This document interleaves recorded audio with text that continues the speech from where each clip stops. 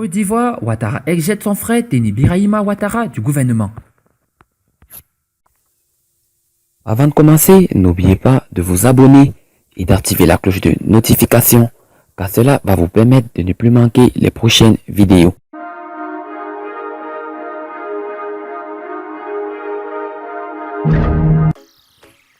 Un nouveau gouvernement a été mis en place ce mercredi 4 septembre 2019.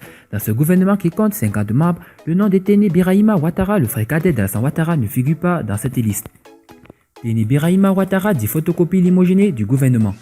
À 13 mois de l'élection présidentielle de 2020, Alassane Ouattara vient de nommer un nouveau gouvernement sur proposition du Premier ministre Amadou Gon Coulibaly.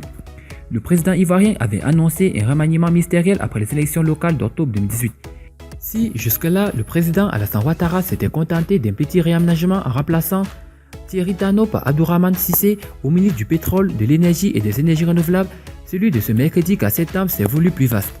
Patrick Hachi, secrétaire général de la présidence de la République, a en effet publié la liste des membres du nouveau gouvernement ivoirien. Si d'anciens ministres ont fait leur retour au sein de cette équipe, ainsi que de nouvelles têtes ont été promues, c'est surtout l'absence de Teni Birahima Ouattara, le frère cadet du chef de l'État, qui a surpris plus d'un. Quel message le président Ouattara entend-il passer en injectant son frère du gouvernement? S'agit-il d'une sanction infligée à l'ancien ministre des Affaires présidentielles? Serait-ce à la suite de quelques critiques au sujet de ce portefeuille ministériel spécialement taillé à la mesure de son frère cadet que le président Alassane Ouattara s'est ravisé?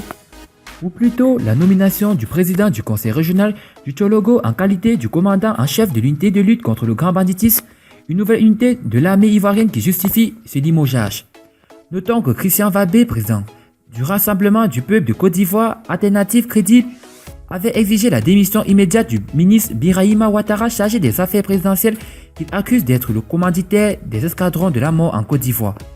Quoi qu'il en soit, les 50 éléments du commando formés par le président Alassane Ouattara constitueront des fers de lance pour le RHDP unifié en prélude à l'élection présidentielle de 2020.